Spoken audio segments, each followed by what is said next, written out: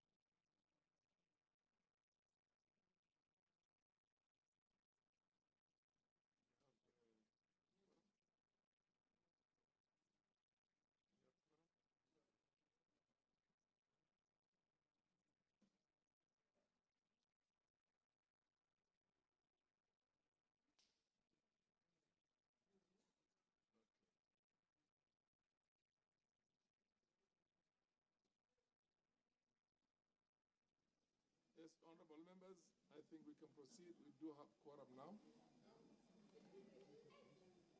We do have quorum.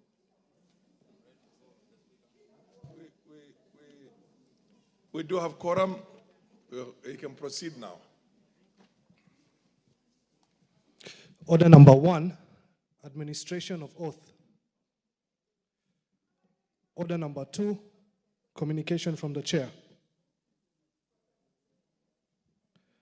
Order number 3, messages. Order number 4, petitions. Order number 5, papers.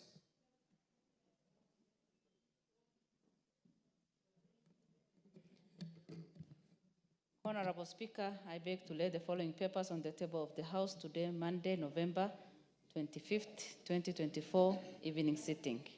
The following publications from the Kenya Institute for Public Policy Research and Analysis. A, special papers number 05/2024 on the cost of nutritious schools meal in Kenya by Mary Karumba, Samuel Kipruto, Eric Macharia, Isabella Kiplagat, Daniel Muya, and Beatrice Oko. B, special paper number 06/2024 on relationship between drought early warning system information and food and nutrition security in arid and semi-arid lands in Kenya by Clinton Auma, John Nyangena, Fred Willie, Nderito, Elda Onsumu, Nelson Mutunda, Mary Kageni, and Mohammed Duba. Number C, special paper number 07/2024 on drivers of stunting reduction in Kenya by Violet Nyambaro, Flores Mugo, and Grace Waweru.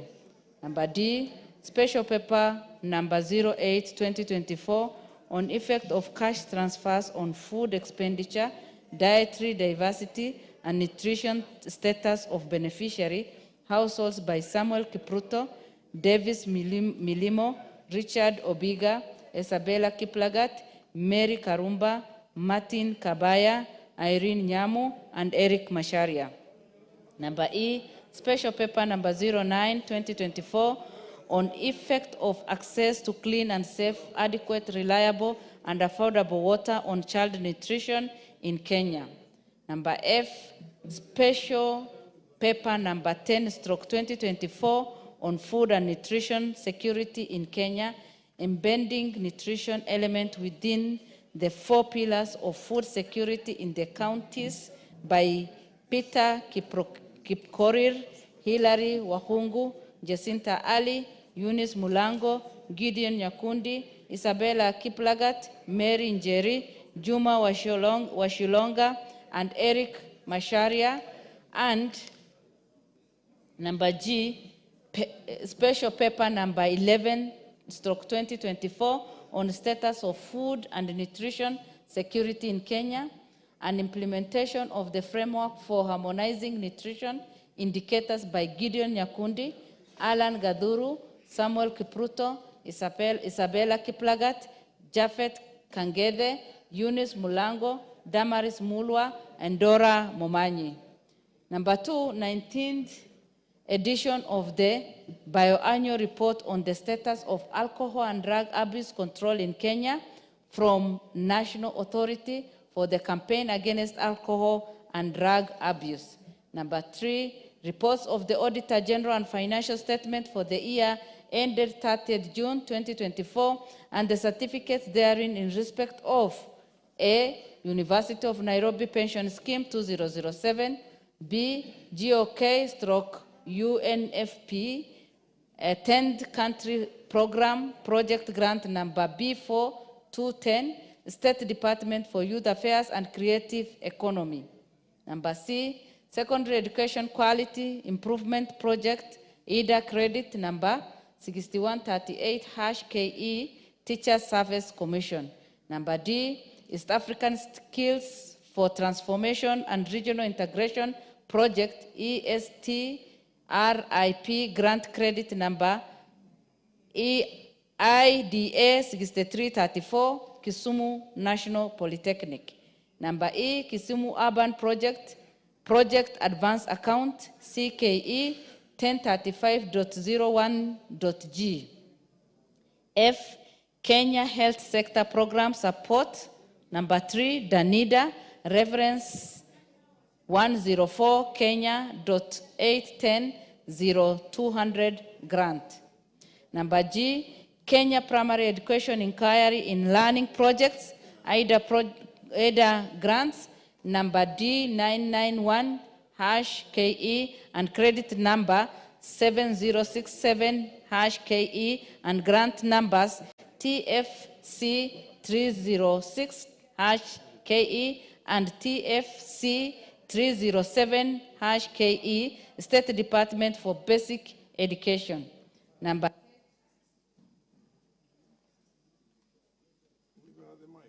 H, Secondary Education Quality Improvement Projects, credit number 6138-KE, State Department for Basic Education. And I, Promotion of Youth Employment and Vocational Training in Kenya, TVET 1 and 2, reference loan number BMZ 2016-67 and 211 and BMZ number 2016-65298 and project grant reference number 193005 527 and State Department for Technical Vocational Education and Training. Thank you, Honorable Speaker, and I beg to lay.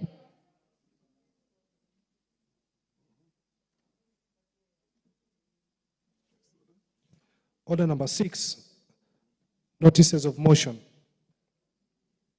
Order number 7, questions and statements. Order number 8, motion, debate on the president's address, day 2. The Honorable, yeah? Yes. What's the point of order, the Honorable Majority? Honorable Speaker, not really a point of order, just a point of information for the benefit of the members who have not contributed on the State of the Nation address, and also for those of us who are rather new, serving maybe our first term, to know that this kind of motion is a very good opportunity for members to speak. And we did agree in the House Business Committee that we have 4 allotted sittings, and the reason we added this evening sitting is to allow as many members as possible to contribute. Therefore, Honorable Speaker, looking at the number of people who have requested to speak, we may be able to go up to 9 p.m., but also encourage those who are not here that this is the best time to speak, and tomorrow morning to be available to speak to it, because we may need, depending on the number of contributions we have had, to close it probably ahead of time, should interest wane in time. So just to encourage members to be available now up to 9 p.m. and also tomorrow morning, so that if by lunchtime we are able to conclude this debate, we can conclude and allow the House to proceed with other important business, including the division of revenue bill, the mediated version, the public finance management bills that are also before the House, and many other crucial bills which we need to finalize with, including the approvals of constitutional commissions that are lined up as was agreed on in the House Business Committee this afternoon. Therefore, mine was just information and encourage members to be available. Thank you, Honorable Speaker. Fair enough. The Honorable Beatrice Adagala.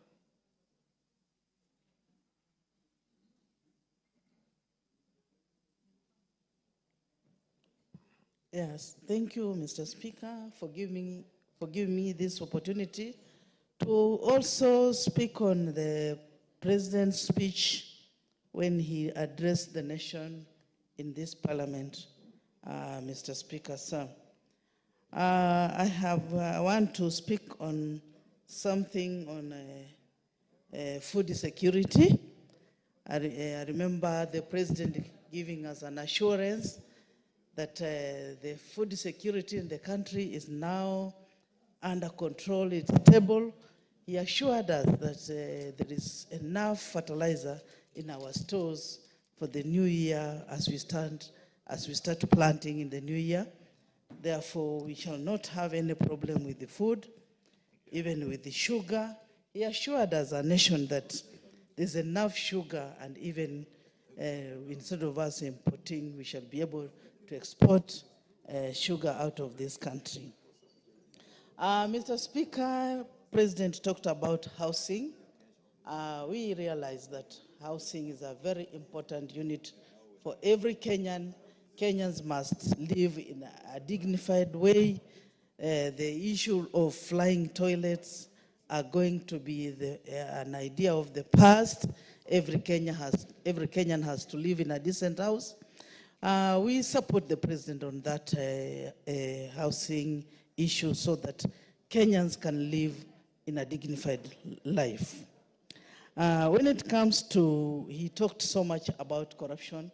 Corruption is the thing that is ailing our country, Kenya, and he has assured us that clear measures are going to be taken on corrupt officials who will be handled, so that Kenya is a corrupt-free nation. Mr. Speaker, I also want to thank the President. He talked adversely on gender issues. He talked about during this time that the two-thirds gender issues will be achieved, which is a plus to us as the women of Kenya. We are grateful to the President for that. And he talked a lot about gender-based violence. We've seen of late there are several Kenyans, girls, women who are being abused. We've seen several cases where our girls are lured into these small houses that are called A and Bs and other places. They are lured and they are molested. Some even are killed. Mr. Speaker, we want to thank the President for giving a warning against those who are out there to violate women. And especially right now, we've started 16 celebrating or celebrating 16 days internationally for activism against violence. We want to say that we want to thank the President being on the front line to ensure that women are given proper care in the society. We are calling upon the churches, the community, who should instill morals in our children as they grow, young boys to respect their sisters, their aunties, and their grandmothers, so that we have less cases of gender-based violence. So I want to thank the President for being on the front line of ensuring that Kenya is going to be a free country away from gender-based violence against women. I want also to say that the President did very well by stopping the Adan tender. He did it very well. This one shows he's a caring and a listening President. The Kenyans all over were complaining about Adan, and I want to thank him for stopping it. But also, he should look for other ways of improving our airport, being the gateway to this country. Our airport is looking horrible. He should look for means of how it can be repaired so that it looks like other airports like in Doha and other countries. That one, it has to be looked into. I also want to thank the President for coming. It's you. Give Shima the mic, please. Has she run out of time? I also want to thank the President for coming up, expanding the digital infrastructure in this country. We want our youth to make use of it so that they can be looking for digital jobs across the world.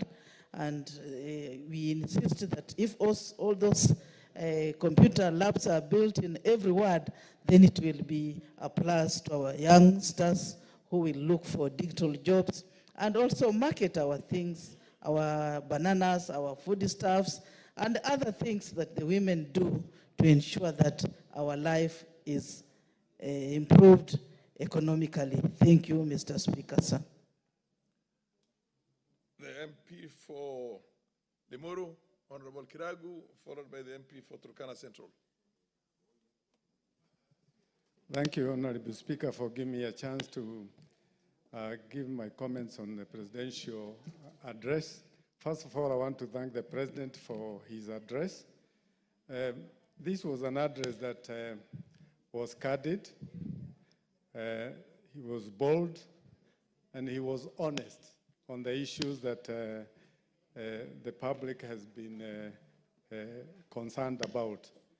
This is a president that not long ago, he had the voice of the Gen Z and the public and actually declined to sign the finance bill. And he is our president who has heard the stories about Adani, and he has acted upon it, and he has cancelled the contract. Honorable Speaker, we are looking forward for our president to follow through on the issues that he has raised. And some of the issues that he has raised are issues that are very important to this nation. One on unemployment, and he is on record to be working very hard, not only to work towards creating employment locally, but also looking for opportunities for our young people to work overseas. Mr. Speaker, on education, the challenges on the CBC and the JSS he has discussed and has outlined the measures that he is undertaking, particularly on additional physical facilities and teachers that have been recruited to make sure that our education system becomes effective according to the plan. We also know that he has got a financing model for universities, and also his strategy for making sure that our universities stay healthy in terms of finance and management. Mr. Speaker, on matter housing, I am here on record, Mr. Speaker, because in Limuru, we have 980 units that are being built, and it has created a lot of employment to young people. And the president's idea on making sure that we remove slums in our cities and in the rural area, it is the way to go for this nation, because every citizen in this country deserves a good shelter. On matter health, I am happy to report that many people in my area and others have actually given testimonies as to how they have been helped by the SHA and this Taifa Care. And Mr. Speaker, you know, if our president was one who cares about glorifying himself, maybe he would have called this Ruto Care. But we know that Obama had Obamacare. But I am happy that he has not put a name of himself here. He has called it Taifa, and it is a good for this nation. On agriculture, he is on record to have revived 17 factories in the sugar industry. Mr. Speaker, that is the way to go. For us to be stable in this country, we need to develop our own local industries. And the sugar industry, and I, Mr. Speaker, I'm an ex-employee of Mumias Sugar, and I know what Mumia Sugar used to be in Western Kenya. So, Mr. Speaker, for a country like ours to be food sufficient, it is also to give us dignity in the world. There's nothing as bad as a leadership of a country to go around the world to borrow food for its own people. And to hear that we have food in the stores, we only can say that this idea of subsidizing production is the way to go, because it has given better yield for our production. I know people have talked about public-private partnership. The country has no other way than to look for money so that we can develop the infrastructures that we have, whether it's the airport, power, or roads. And the only thing for the public to do is to understand the scope of what it is that the PPP projects are intended to do. I want to support the idea of the women, the insecurity that has been there, for us to take care of them. You have half a minute more just to conclude.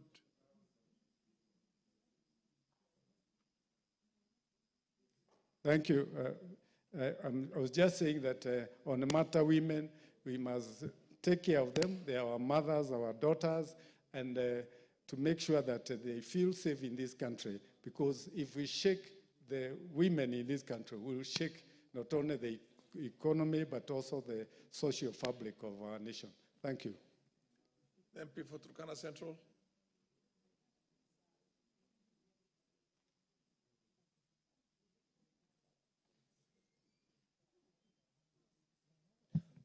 I thank you, Honorable Speaker.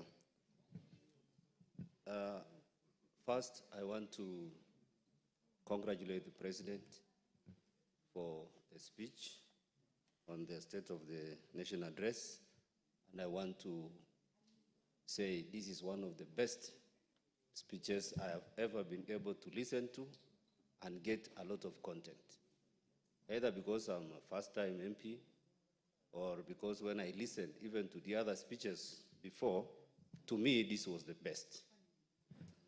Honorable Speaker, I want to start from the onset by saying that the speech by the President spoke deeply on the Bill of Rights as enshrined under Article number 43,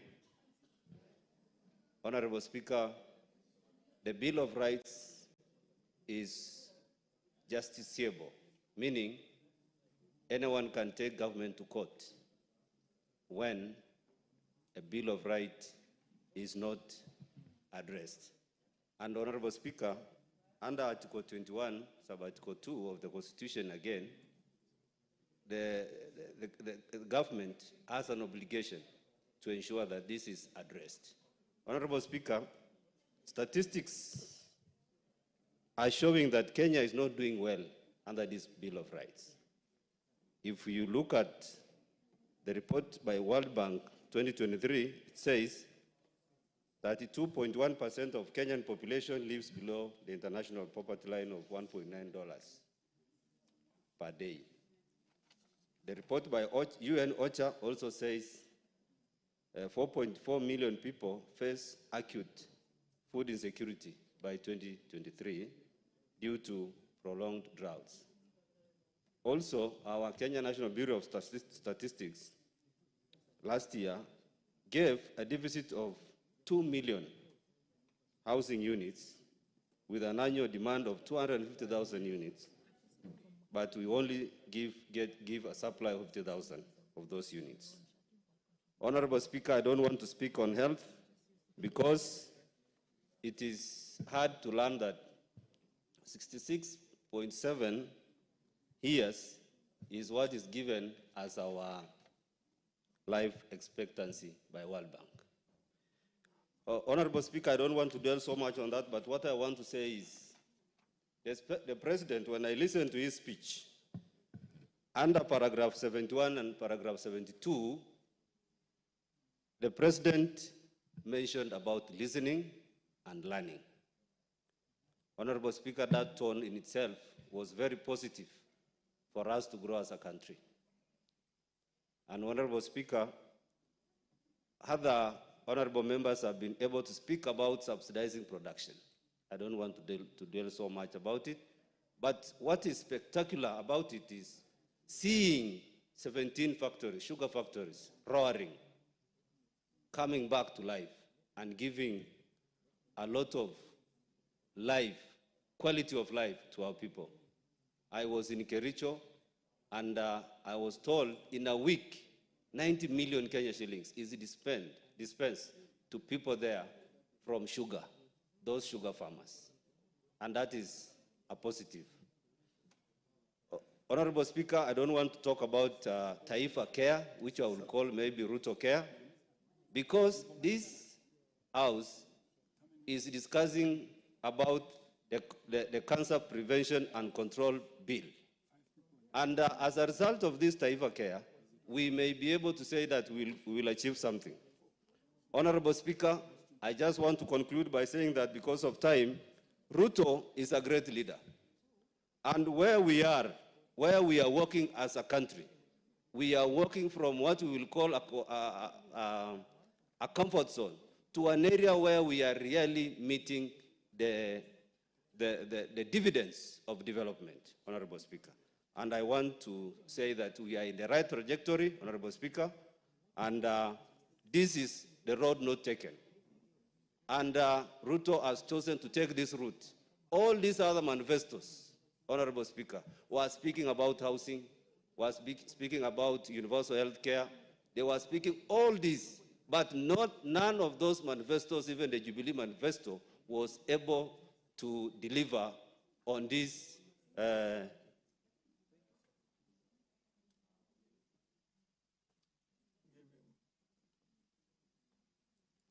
half a minute just to conclude. Thank you, Speaker. I wanted to conclude by saying this is the only time that we are trying to venture into the unknown, into what others were fearing to venture into. And as a country, we are in the right trajectory. Thank you, Honorable Speaker. MP for Ikolomani, followed by the MP for Migori, Madam Fatuma Mohammed. Thank you, Mr. Speaker, for giving me this chance to join my colleagues in applauding the speech of the President on Nation Address. Mr. Speaker, the speech of the president highlighted several sectors of the economy. I might not have time to comment on all, but a few that I'll get time to, Mr. Speaker. Your Excellency has highlighted issues on coffee and development of coffee. In 2000, Mr. Speaker, Kenya was the leading exporter of coffee. But now, we are only doing 51,000 tons, and Uganda, the country we are leading, is doing 500,000.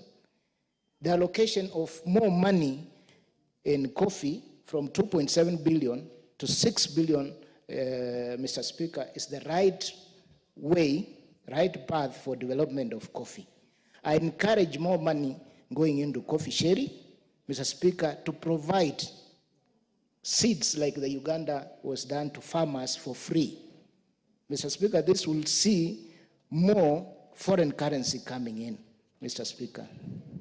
Mr. Speaker, on employment of our youth, Mr. Speaker, I wish to confirm and confess that I visited National Employment Authority, who are located somewhere in Kasarani, Mr. Speaker. There are a lot of employment going on for our youth and employment opportunities, Mr. Speaker. What lacks is sensitization of our youth on how to get this employment. Mr. Speaker, the location of their offices is another issue, Mr. Speaker, where they are, but I'm glad, Mr. Speaker, I was informed that they are building new offices in somewhere in Kangemi, Mr. Speaker, where accessibility will become easy for our youth, Mr. Speaker. Mr. Speaker, on the same, Mr. Speaker, on the same, we need to allocate more money to National Employment Authority so that they can employ staff in counties where youth cannot reach here, so that they are sensitized enough. And our members in this house, I believe we need a session with this particular authority so that members are aware of their job opportunities, and the same is cascaded to our people, Mr. Speaker. Mr. Speaker, on the mining sector, Mr. Speaker, as it is now, specifically like gold, Mr. Speaker, gold is being traded on black market. Thus, it does not provide the requisite royalties to areas that are producing gold. In Western region, Mr. Speaker, the first gold refinery accredited internationally is being built, which will end, Mr. Speaker, the black market trade of gold, so that our small artisan miners can earn something and be able to sell their gold at international prices, Mr. Speaker.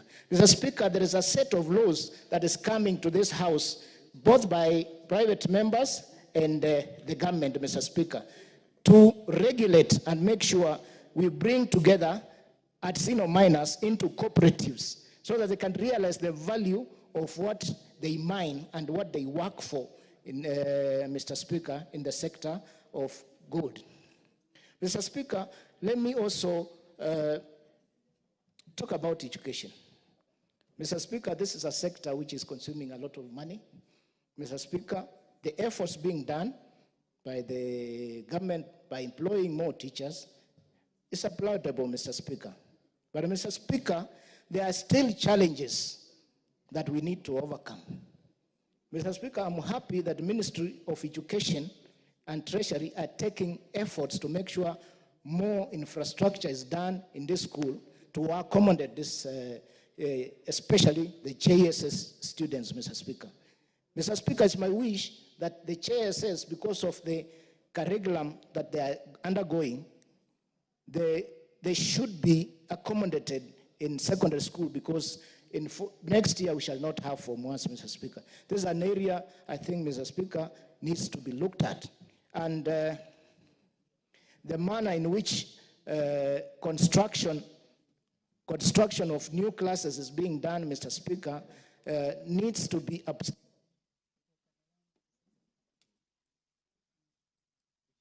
MP for Migori.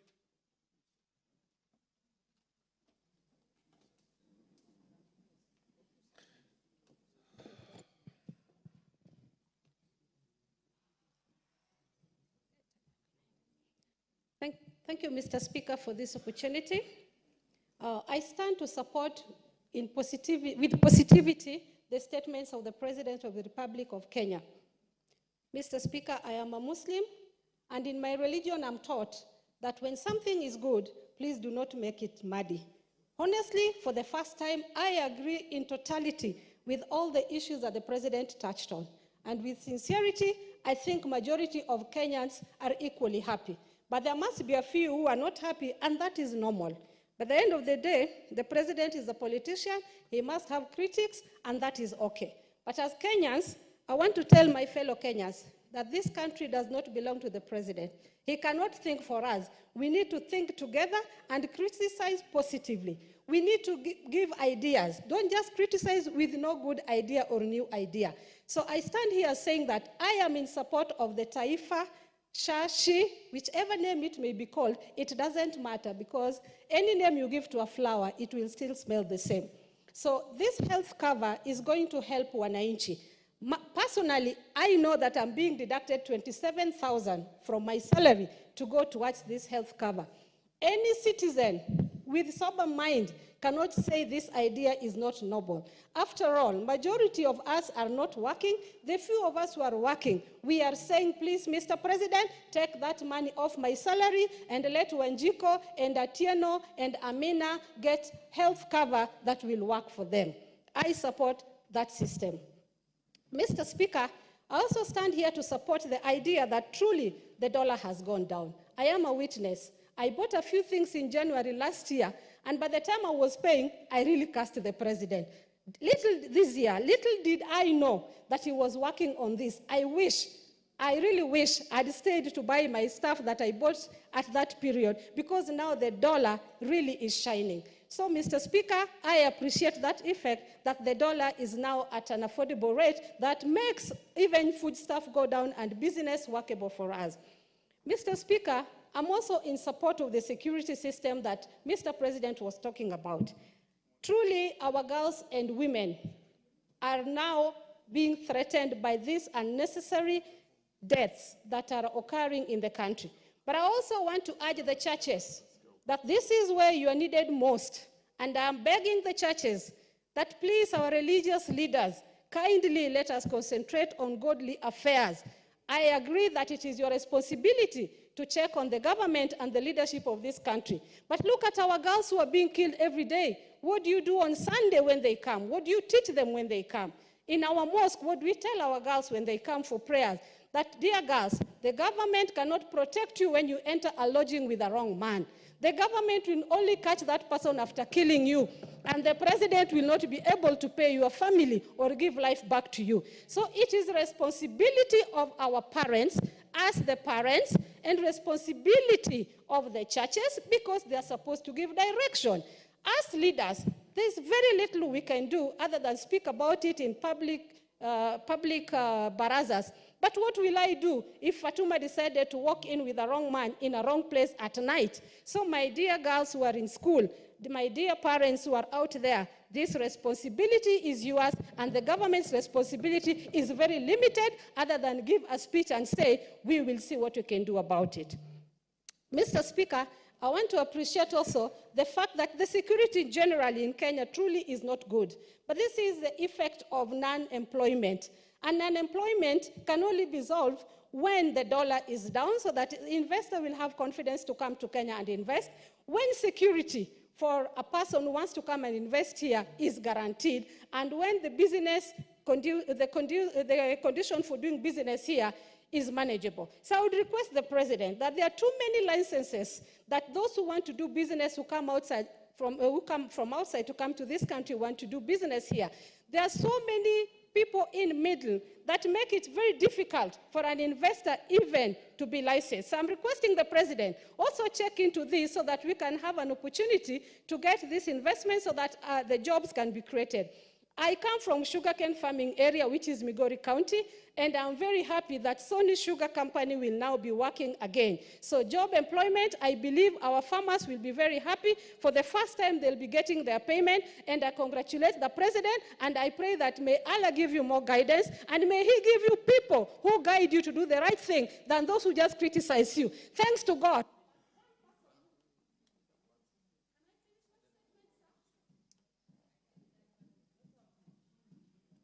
Okay, you have half a minute. Thank you, Mr. Speaker. I also want to tell my fellow leaders, and those who are already out, who went out by default or not default, that please advise the president on the right track. Since ODM donated our men and women who have knowledge in leadership, you can now see the president is being guided to the right direction. Other than those who are now dancing to Dombolo, I don't know, Mugithi and what, who are misleading the president instead of helping the president lead this country. I am asking the current deputy president, I can see you're a good man. I can see a good man from a distance. Please help the president, and please do not be over-ambitious. Your time will come, and if you help Kenyans, Kenyans will reward you. May God bless Kenya. May God bless our leadership. Honorable Mawade, followed by Ma Zamzam. Zamzam, you are after Mawade.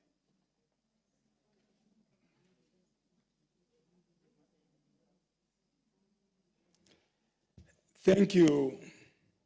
Thank you, Mr. Speaker, for giving me this opportunity to also contribute. Mr. Speaker, as per my observation, I find that there was a lot that was left to be desired. On the Adani deal, yes, there was pronunciation for the cancellation of the two, but they were three. There is still the 104 billion shillings that was still in the SHA for the software supply, the SHA-SHI software. As far as the insurance for the common mwananchi, just changing the name to Taifa or any other name from SHA, SHI, or I don't know, SHAW, we should have retained. We should have retained the NHIF and just improve on it, and I'm sure would have, achieved more. There are so many people on TV every evening that are missing out, going to the hospital, and yet they're not able to get services. There's a lot that needs to be done to really achieve this. The university funding model is still a big, big challenge to the wananchi out there. I would have hoped that the president would have really come here and pronounce and say that he's going back to the old model of the funding model. There are so many unemployed youth out there. And what we wanted to hear, what the common mwananchi and the youth out there wanted to hear is that this is what we are doing to create employment. This is what we are doing to create employment. But that did not come through. Because most of the youth, every year, we have graduates that are leaving universities, but there was no solution to how they can create or gain employment on that.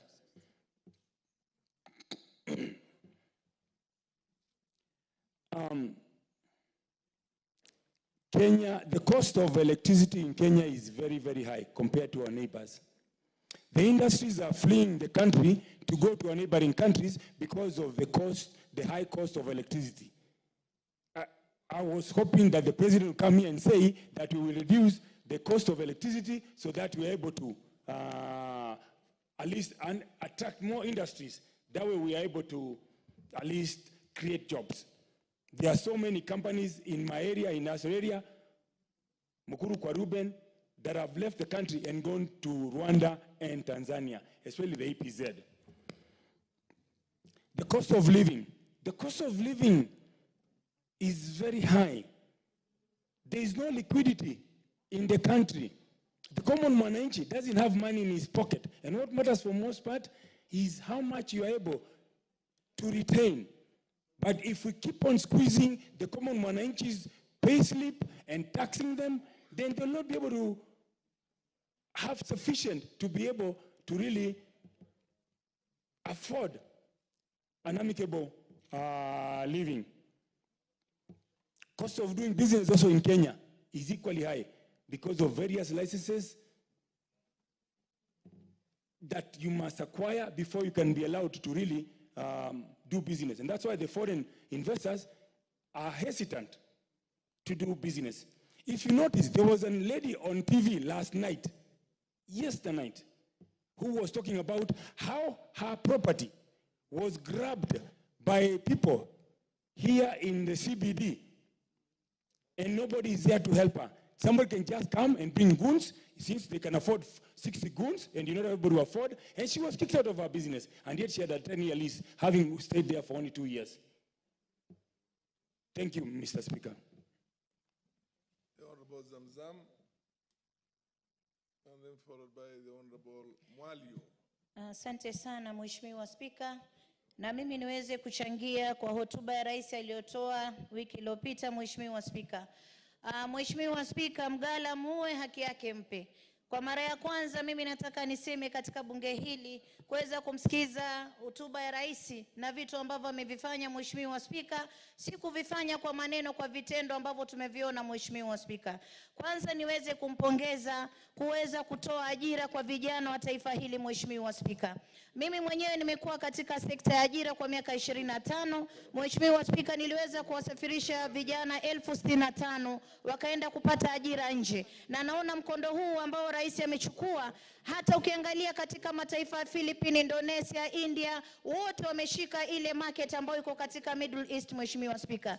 Na hizi si ajira tu za kazi za ndani peke yake Mheshimiwa Spika, ametoa ajira ya madaktari, nurses, engineers, yani katika sekta tofauti Mheshimiwa Spika. Mimi nataka kumpongeza kwa kazi 1103 ambazo amezitoa hivi karibuni kwa vijana wetu Mheshimiwa Spika. Nataka pia nimpongeze rais kwa Taifa Care Mheshimiwa Spika. Hii ni huduma ya afya ambayo itashika mpaka yule mwananchi wa chini ambaye hayuko kwenye mshahara Mheshimiwa Spika. Ameitoa hii ili kuweza kusaidia yule mama ambaye anauza maji, mama mwenye kusukuma mkokoteni, na wale ambao wako katika maisha duni Mheshimiwa Spika, ili wakuweza kwenda hospitali waweze kupata huduma Mheshimiwa Spika. Niweze pia kumpongeza kwa mara ya kwanza mwaka huu Kenya hatujapata njaa Mheshimiwa Spika. Na hii ni kwa sababu mwaka jana rais aliweza kuwekeza kwenye ukulima, na kweli tumeona matunda ya ukulima. Chakula kimejaa, wananchi wamekaa vizuri, ukiangalia utapata mahindi yako sawa, unga uko sawa kwenye maduka. Wananchi wa Kenya wamekaa hawajalala njaa Mheshimiwa Spika. Niweze kumpongeza rais kwa kuweza kufanya hivyo na kuweza kuzalisha mazao ya shambani Mheshimiwa Spika. Jambo lingine pia Mheshimiwa Spika, nimpongeze katika mfumo wa CBC. Tulikuwa hapa bungeni tukilalamika kuwa hakuna madarasa, lakini hata hivi weekend Mheshimiwa Spika, mimi naenda Mombasa kuenda kuweka jiwe la msingi katika shule ambazo zimetolewa hivi karibuni, ambayo ni mradi ambao umewekwa na rais kuweza kuongeza madarasa ya CBC Mheshimiwa Spika, ili watoto wetu wa JSS waweze kusoma vizuri Mheshimiwa Spika. Mheshimiwa Spika, nikiangalia katika sekta ya miwa, ukuzaji wa miwa wa sukari, sasa sukari ilikuwa tunapata kama 40,000 tons. Sasa imeongezeka imekuwa 84 tons Mheshimiwa Spika, ambayo imetufanya sisi tusiweze kutoa sukari kutoka nje, tunakula sukari ya hapa nyumbani. Niweze kumpongeza rais kwa juhudi zake Mheshimiwa Spika. Mheshimiwa Spika, wajua kila kitu kinachukua muda. Na mimi kitu nilichogundua ni kuwa rais alikuwa pengine hana ile timu ambayo inaweza kumzungumzia yale mambo mazuri ambayo amefanya. Lakini kwa yote ambayo amekuja katuelezea, nimeenda moja baada ya moja, nikapata si kama yale wanaosema kwenye mitandao kuwa mtu mrongo, hapana. Na kupongeza rais, na hata ukisikia watu wanakurushia mawe, yachukue uyajenge taifa. Manake hata ukafanya kitu kizuri, mtu mbaya siku zote atakutoa aibu wakati ambapo umefanya kitu kizuri Mheshimiwa Spika. Kwa hiyo mimi nampongeza rais kwa juhudi ambazo amefanya. Jambo lingine amezungumzia mambo ya femicide ama mauaji ya kiolela kwa wanawake Mheshimiwa Spika. Hili ni jambo ambalo limetugusa kina mama wengi sana. Na hata juzi nimeona Nakuru, mchungaji wa kanisani ameweza kumdhuru na kumkata mke wake vibaya sana. Na sisi tunajua kanisa ndio linafaa liwe mbele kuweza kuleta amani katika ndoa.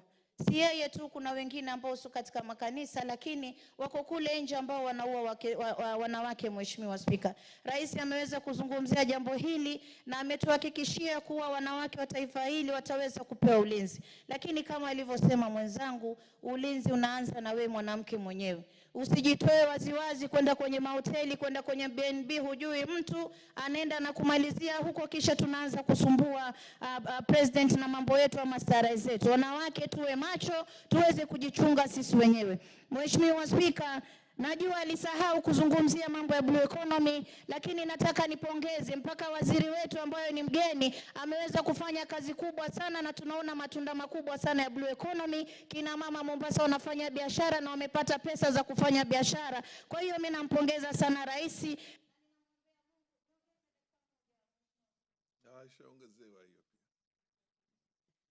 Nataka nimpongeze rais kwa juhudi ambazo amefanya kutupatia waziri ambao ni mchapakazi. Kama alivyosema mwenzangu, wamekuja wamepiga jeki na tunaona matunda kwa sababu ya uwiano. Nataka niwaambie wa Kenya, tuweze kumwombea rais dua, aweze kutupeleka katika njia sawa. Kila siku ukitukana kiongozi, hata vitabu vimeandikwa kuwa tuheshimu viongozi na tuombe Mungu tuelekeze katika njia sawa. Nilikuwa mmoja katika wale tulikuwa tukimchapa fimbo, lakini kwa haya ambayo amefanya Mheshimiwa Spika, mimi nataka kusema nitakuwa mbele katika wale wanaomwombea dua na katika wale ambao watampa support aweze kuongoza taifa letu, tuzidi kuona matunda. Asante sana Mheshimiwa Spika.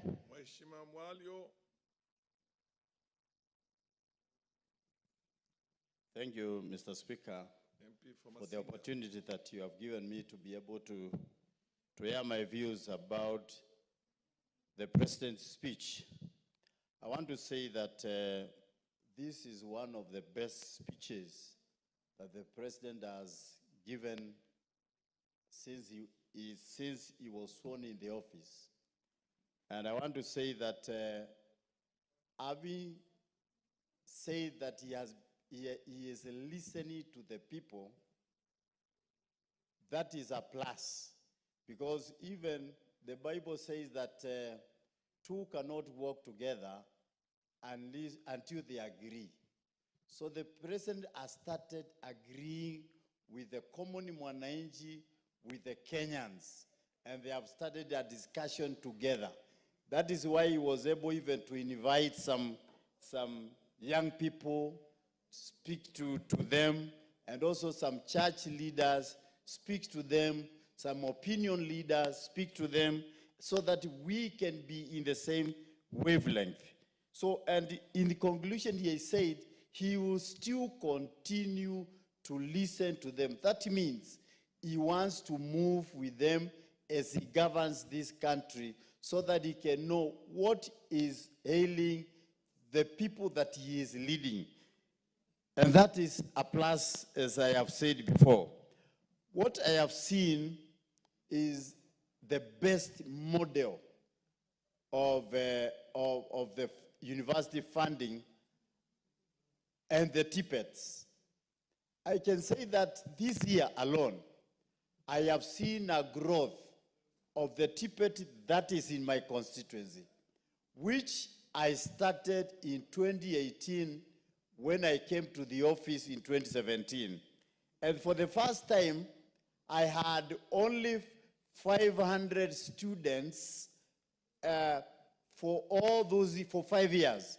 But this year alone, because of this funding model, the students who have enrolled in that tippet are now almost, let's say, 6 times, because now there are 3,120. That means there is something good that is happening in the funding of education, because every child is able to go to school, the government is able to pay for them, the government is able to train, the government is able to send even the teachers. We had only 10 teachers, now I have over 30 teachers who have been posted by the Tippet department, by the PS of Tippet. So what I can say is that at the end of it all, we are going to train young people that are going to be skilled to be able even to start their own companies, because they are learning technical skills which they can be able to use once they have been able to graduate from the colleges. Again, the jobs opportunities that are opening up in the overseas countries, in Canada, in Qatar, in UK, and also in Germany, where the government has been able to sign even some agreements. Like in September, we saw a very long queue in KICC, where young people were filling some forms to apply for those jobs. And some of them have been taken. One of the young persons sent me a text 2 days ago. He says, look at me, I am now in Qatar. I've already gotten the job. I have flown there. Somebody who has been staying here in this country, having been trained 3-4 years ago and has never gotten a job, now has gotten a job. What a joy for the parents that used to spend money to send them to school, and now they are getting employed. So we want to say thank you very much for the president. In finishing, I can say, the sheep and the SHA is the game changer, because everybody who is in this country will have a card to go and be treated in the hospitals without paying any money. Even the poor that are in our constituencies will be able to be treated. For example, I've been paying for the vulnerable 560 old people.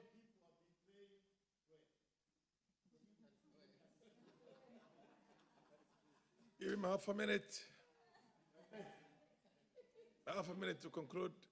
Yes, I've been paying with the CDF in my constituency. We have been paying 560 households, whereby we had been paying NHIF. Now we are transferring them to SHIP. And I know when you multiply the father and the mother, that is 1,120 people, which is a plus. So to me, this is a game changer, and we should encourage it even to come to full realization so that people can stop murmuring. What I have told my people is to register as many as possible, because there is no reverse gear, that it has to be either SHIP or you are nowhere. So thank you very much, Mr. Speaker. I thank you for those few minutes. The Honorable Mulanya of Nambale, followed by the Honorable Manduku, and then Nimrod Mbai. Proceed in that order. Thank you, Mr. Speaker, for giving me this opportunity to debate the President's speech. Mr. Speaker, having listened to the President on the day he gave the speech in this House, I was a very happy person, because this was a very progressive speech, and the one that will help move our nation forward. At the moment, we know that we are faced with so many challenges that Kenyans are crying that as a house, you need to come to their aid and correct. But the President has given us food for thought on what you're supposed to do. Personally, I have 4 take-homes on the speech. First, on food security. The people of Nambale I represent were one of the beneficiaries of the President's program on subsidy fertilizer. Mr. Speaker, initially our people used to buy fertilizer at 6,000 or 7,000. And also, the main depot was 70 kilometers away. I personally made the initiative to move it closer to people by creating a mini depot using my NGCDF office. And I'll urge the Minister of Agriculture to support the President on this particular initiative by ensuring that we have many collection centers, even at ward level, because we are talking about farmers. Mr. Speaker, affording even 2,500 to many Kenyans is a tall order. Now that one is minus transport. So if we centralize this thing at the ward level, we are going to have many beneficiaries, many Kenyans are going to access it, and we'll ensure that we'll never have hunger in our country as it was experienced in the year 2022-2023. Further, I also noted the comment by the President on sugarcane.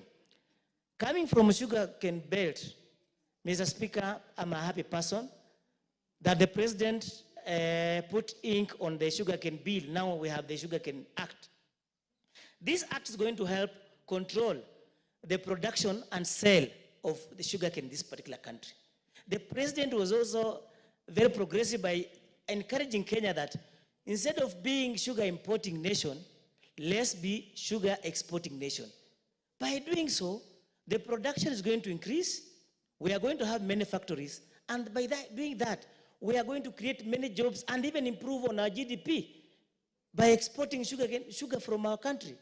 This is extremely progressive, so that we should not encourage sugar barons to bring and dump sugar in our country, then discourage farmers, whereby the output from the farm will be very low.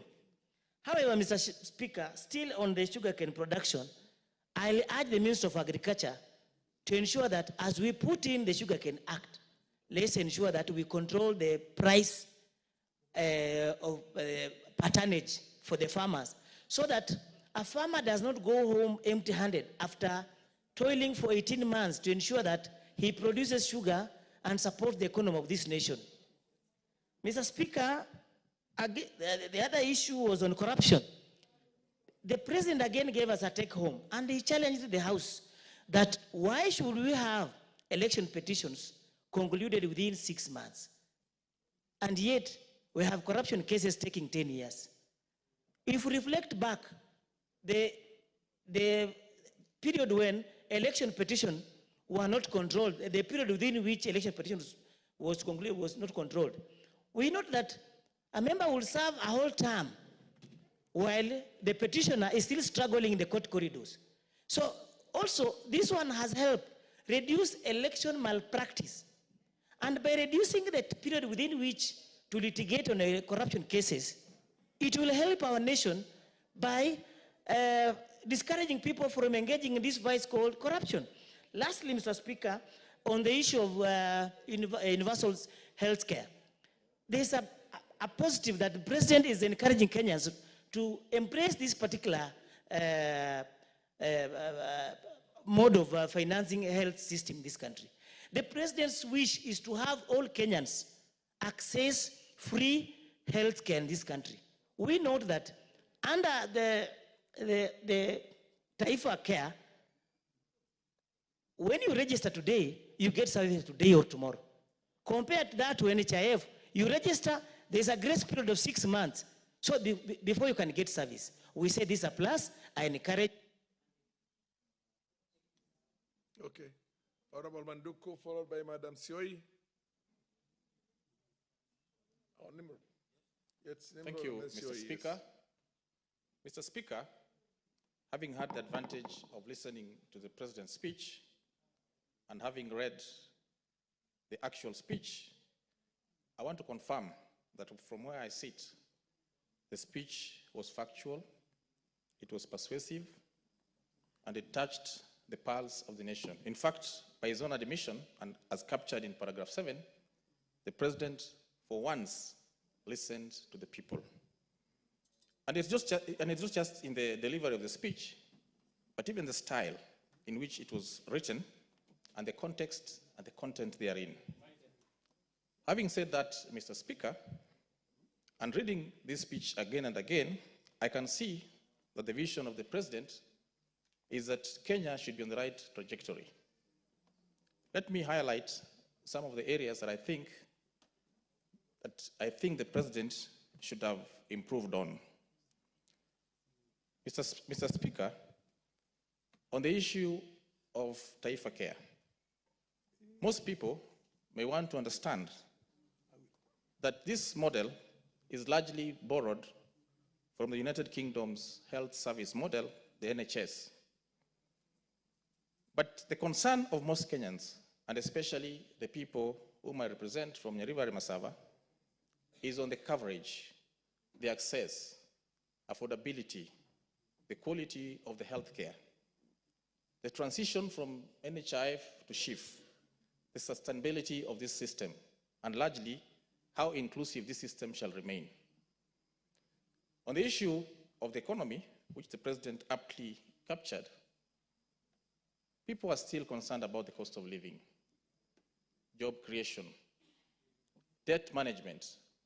This House resolved in the debt management system that we should borrow a mix of 30-70%, 30 being domestic and 70 being international, and yet the National Treasury has not achieved those numbers. We still have to talk about economic growth, financial inclusion, and especially with regard to the SMEs. Mr. Speaker, I want to laud the President for talking and acting on the issue of femicide. From where I sit, Mr. Speaker, allow me to condemn this vice and urge this House to make a legal framework as soon as possible so that we can support the initiatives that the President has so well elaborated. I also want to urge the civil society to come on board and sensitize Kenyans on the dangers and the vices that come with femicide. Mr. Speaker, something that touches on our people so much is on the issue of education. We still have a few challenges in this transition to the competency-based curriculum. Mr. Speaker, what people want to hear and know is an assurance that there shall be 100% transition from primary to secondary and eventually to university, and then thereafter to the job market. Our people also want to be assured of the quality and that there shall be equity, and that we shall always engage stakeholders in any decisions that we make in as far as the issue of education is concerned. Mr. Speaker, the President did not mention anything to do with the reconstitution of the Independent Electoral and Boundaries Commission. We know that this matter is in court, but we think that having had a chance, he should have shown that he is an interested party in making sure that we have this body reconstituted as soon as possible.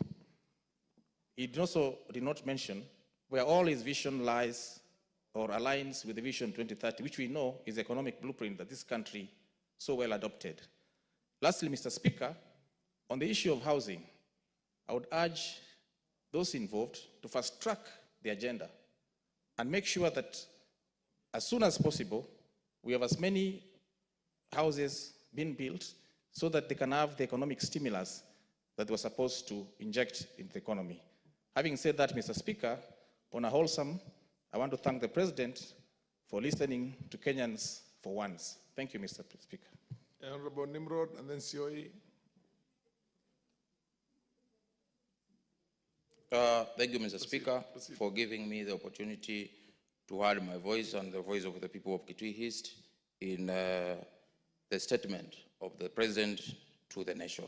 Mr. Speaker, I have a few issues to mention. One is, Mr. Speaker, President William Ruto was elected by Kenyans, and we all know him. And we had him here the other day speaking to the country. And we've listened to this House from morning, members elected by people commending what the President has done positively. Speaker after speaker, positively. But Mr. Speaker, we have a nation, and to be truthful, not the truthful of the untruthful man, but to be truthful, there is a narrative out there by the media, from activists, that they've created another Ruto, which they want to scare the Kenyans with. Ruto was here speaking to the nation. This is Parliament. We've listened to members. These are members elected by the people of Kenya. They are happy with what the President has presented before the country. For example, Mr. Speaker, Kenya is a working nation, and the President has elaborated his plans on how he is going to create a working environment for Kenyans, and especially the youth, to create wealth without looking for employment. A young man using the internet and a laptop making his own money, and he's not going around looking for jobs, going around with CVs. Mr. Speaker, what else would you expect from a president if that is not good enough? Mr. Speaker, talk of the PPP, the public-private partnership. We know there's no country which can raise enough money to sustain itself. Even the America, the great economy of the Americans, are borrowed from China. They have a loan from the Chinese. And if we borrowed to some point and we still need some money to grow our economy, we have to turn towards public-private partnership. And there's an ideology which came to my mind when the president was talking about the PPP. Take a fresh graduate from the university, a medical student. This young man is not interested in employment. He's interested in creating his own business. And through PPP and the government coming in as a guarantor, the young man can get medical equipment, can get space to open his own hospital, his own facility, apply what he learned in school, employ others. Instead of this young man looking for a job, he becomes an employer, Mr. Speaker, just through PPP. So our people need to understand this new term. And those people out there, the media owners, who have these editorial policies of shaping a Ruto which they want Kenyans to know who is the wrong Ruto. We know the right Ruto, who understands where he's taking the nation. Mr. Speaker, I would urge leaders, it's the high time, because we are representing people, we listen to the president. Let's get out there. This media is not louder than us. This media cannot get to the villages better than us. Let's get to the villages. Let's talk to our people about this Taifa Care. Sure, it's working. Mr. Speaker, a cousin of mine the other day had a bill of 50,000, and it was cleared through share, 100%. What else would you expect, Mr. Speaker? Lastly, Mr. Speaker, I can see my time is running, but allow me to say something about democracy. His Excellency Honorable William Ruto has put the democracy in our country to another level. This country can never turn back to dictatorship. We have seen the president ceding ground on issues which Kenyans have complained about. Our whole finance bill, the president dropped just because he listened to Kenyans. The president dropped the Adan deal because Kenyans had issues with it. But just recently, Mr. Speaker, half a minute. Thank you, Mr. Speaker. We've had heads of state who have literally had contempt of court. The court says this, and our president goes ahead and does against what the court has said. But this is a president who is listening to the people and changing his mind to follow the people. The church, imagine a president who will go and give some offering in a church, and a priest will say, we don't want that, this offering. Take it back to the president. And the president is democratic enough and says, bring back, I'm okay. I'll look for a way of getting my offering to God if, Mr. Priest, you don't want it. So I would want us to allow the president and also push the democracy of our country to another level where Kenya will never deteriorate back to the... Madam Sioi. Thank you, Mr. Speaker, for giving me this chance to support and applaud the President for the good work done and for his speech last week.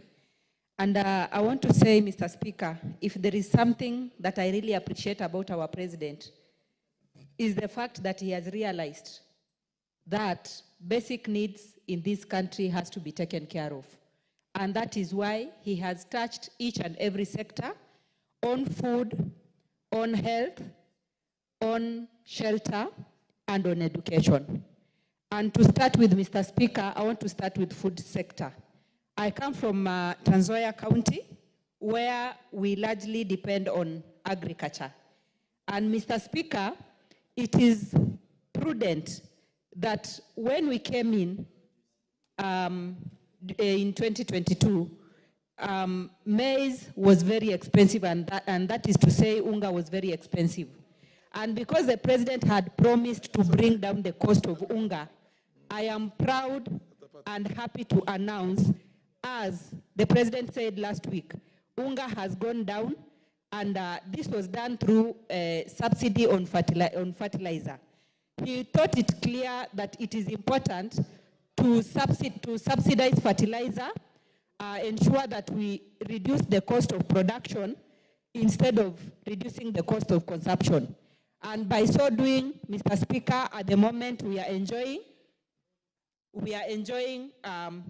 enough food in this country. And as you can see, that is why we have too much noise, because people are full. People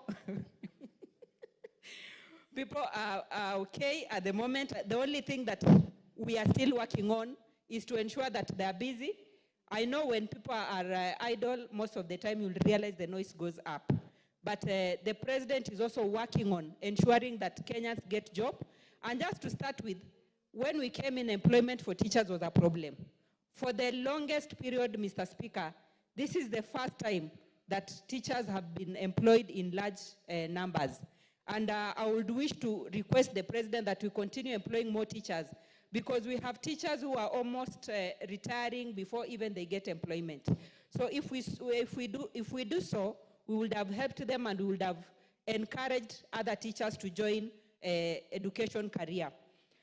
To add on, Mr. Speaker, I also want to speak on SHA.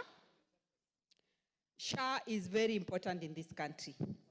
And on this social health authority, I want to say that the president has thought of pulling the common mwananchi, that person at the bottom, to ensure that he also feels and gets the equal treatment like any other person who is employed. And that is why NHIF was charging common mwananchi 500 shillings, but at the moment they are charging 300 shillings.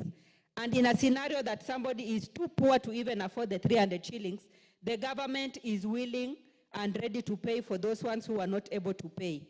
And by so doing, Mr. Speaker, I want to applaud the president, because this is a very important initiative that will ensure that all our Kenyans get health services. And by so doing also, as members of parliament, we are going to be relieved, because most of the time we've been called upon to come and attend harambes to help our people get treatment. And now I think this will come to an end if SHA is going to start working promptly. I also want to speak about the currency, Mr. Speaker. When we came in, the shilling had no value. But at the moment, our shilling is very strong. And this contributes so much on business people who have been importing things, and even generally in the country, because our shilling has now gained value. I want to appreciate and applaud the president for that, and we don't take it for granted. I also want to talk about the airport expansion. I've seen people say that they want to applaud the president for listening to the people. But as much as he has listened to the people, I want to believe it is because of the Adani deal, whereby Adani was corrupt, as we saw the other day when he was brought on TV, that he had entered into corrupt businesses in US. But we still want to lease out our airport to somebody, an investor who can come and expand our airport. By so doing, I know we'll be creating more job opportunities for our youth, because this... Give her half a minute just to conclude. Thank you. Because our airport at the moment, Mr. Speaker, is too small to accommodate or to expand or get more job opportunities for Kenyans. So if we are able to expand our airport, I am so sure that we are going to create job opportunities to our youths, and we will have more people in job opportunities, we'll have more people in business, and we'll have a number of people coming to connect from Kenya to other countries. Thank you so much, Mr. Speaker.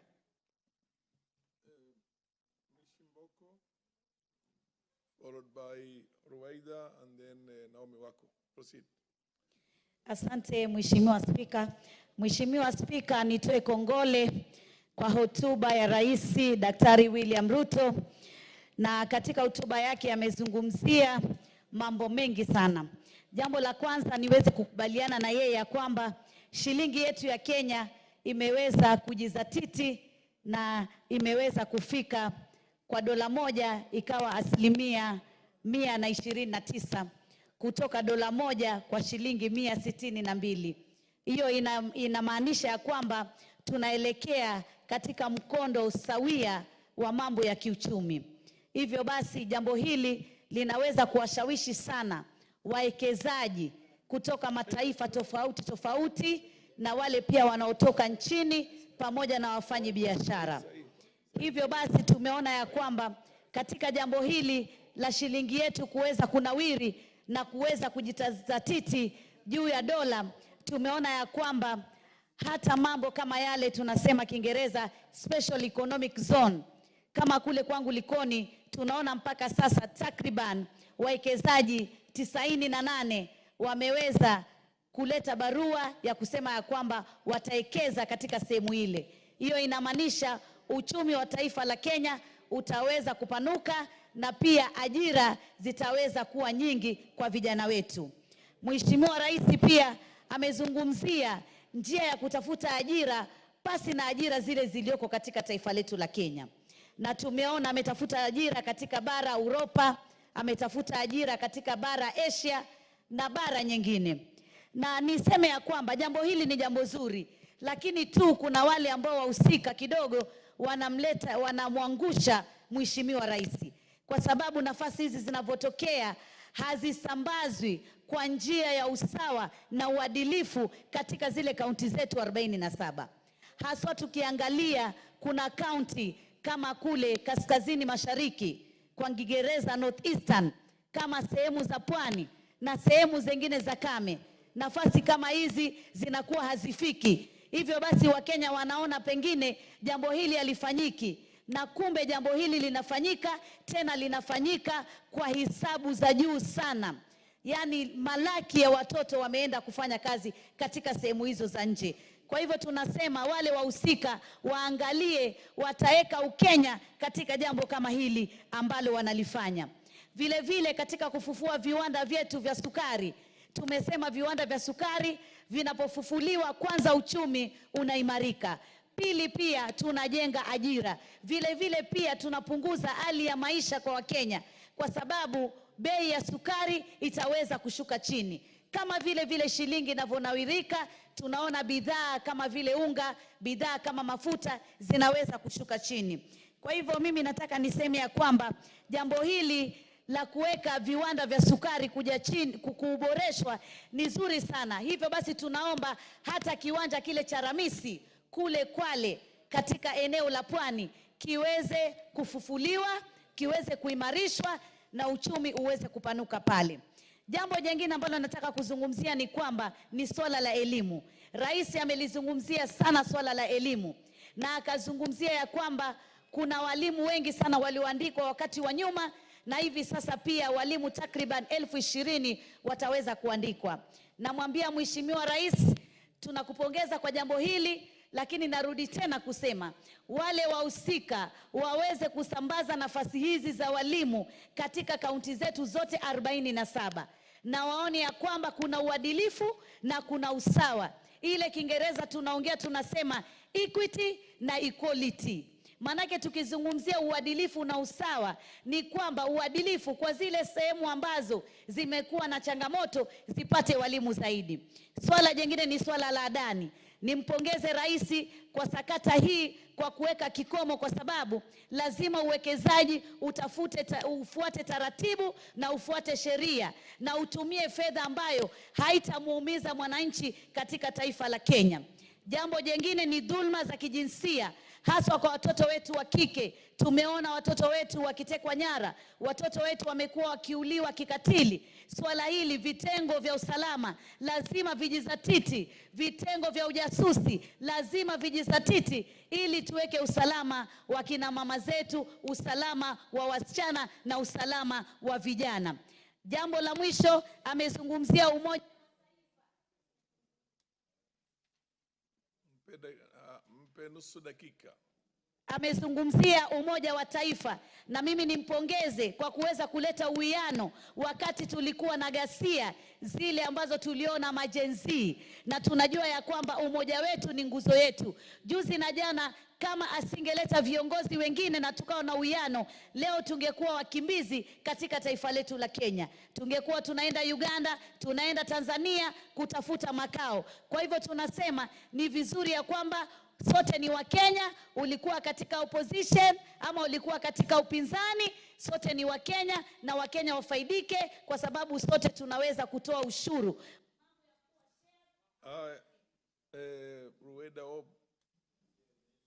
Rueda Obo. Asante Bwana Spika. Kunipatia nami nafasi nipate kuchangia katika hotuba ya rais.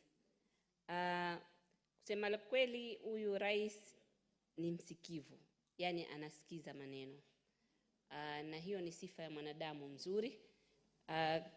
Niende moja kwa moja kwa swala la adani. Ile kukataa kwake, amesikiza. Lakini pia nami niseme, basi hawa wamepewa nafasi tena. Kwa sababu sisi pia tunataka kuona ile airport, ile kiwanja cha ndege kimekuwa sawa sana kama zile zingine za Doha. Kuna Wakenya wengi hapa, ukiingia kule Doha unafikiri kama uko Jomo Kenyatta, kwa sababu wameacha makwao kwa shida za kilimwengu. Lakini ikiwa itaendelea ile airport vizuri, tutaandika wale wa hapa, na wale watakao kurudi wanaweza kurudi wakafanya kazi nzuri. Kwa hivyo tunawaambia President amefanya hivyo, na wao wajitahidi hiyo ile airport iwe mzuri. Manake kuna mambo mengi madogo madogo tu wameshindwa kufanya. Kama airport zote ambao ni sura za Kenya, ukiingia kitu cha kwanza unachoona ni ile namna taxi, vyoo. Ukiangalia pale unajua hii ni sura ya Kenya. Vitu vidogo tu vinawashinda. Ukiangalia vyoo ni kidogo, usafi haujakuwa standard kama zile zingine. Taxi unavutwa kama uko sokoni Kongowea labda kule Mombasa. Hawawezi kuweka line. Na nimeuliza swali bunge nikamwita waziri hapa, haijawahi kufanyika bado. Sijui sababu ni nini. Mimi ilikuwa nataka, hamu yangu kubwa ni ile airport ibadilike, iwe kama airport za wengine. Sisi tunaambiwa hapa East Africa sisi ndio big brother, lakini ukiangalia airport zetu zinatupatia sura mbaya ya Kenya.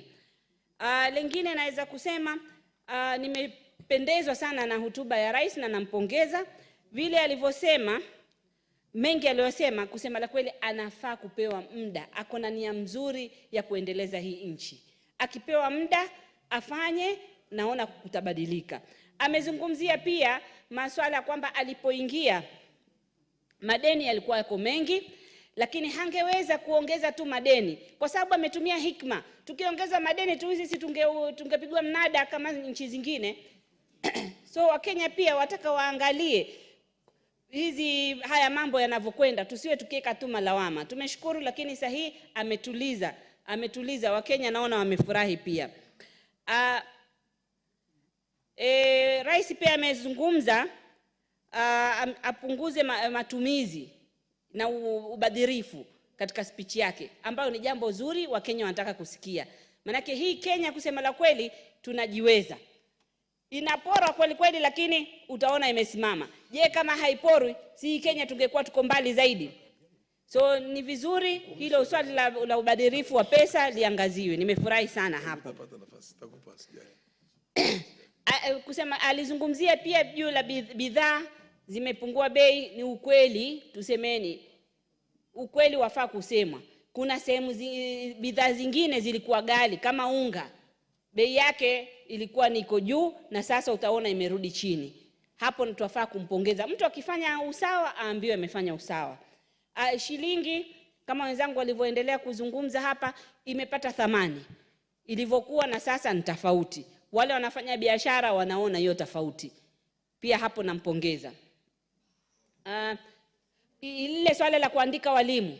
Kuandika walimu ni jambo zuri ambapo tunatarajia sisi kaunti zetu au maeneo bunge yetu tutafanya mtihani sawa sawa na wengine, si mtihani tofauti. Shule yangu kama ya Siu ilikuwa ndio shule imetoka namba mwisho kule Lamu East, Lamu Mashariki. Lakini ukienda lawama si la shule, mwanafunzi lawama si la mwalimu, mwanafunzi hajawahi ona mwalimu wa chemistry kutoka shule ianze kujengwa. Sasa utamfanya vipi una huku? So tuwaomba hawa walimu waandikwe, na najua sahihi serikali hii na sisi tuko kwenye mipangilio. Kinachopatikana na sisi tutapata. Afya, nataka niseme sisi wabunge tufanye bidii na watu wetu wajiandikishe katika huu mpangilio. Ni mpangilio mzuri na itasaidia sana Wakenya. Kuhusu manyumba pia ni mpangilio mzuri amezungumza na yatasaidia, na hii itakuwa legacy ya huyu rais. Watu wengi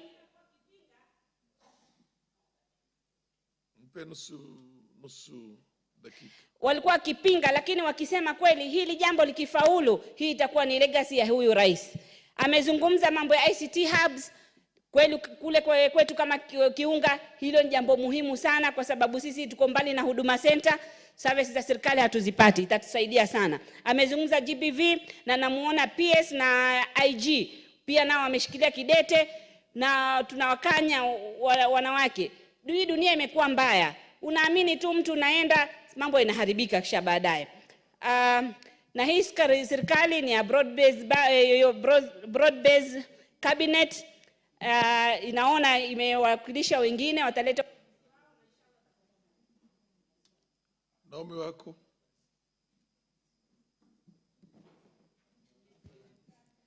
Thank you, Honorable Speaker, for allowing me to contribute on this. This speech that was given by the President as his national address was well written, articulated, and the President spoke to his people. And also he addressed us as leaders who are working with him in this nation. Honorable Speaker, one thing that was very clear is that the President had a lot of passion as he was addressing the nation.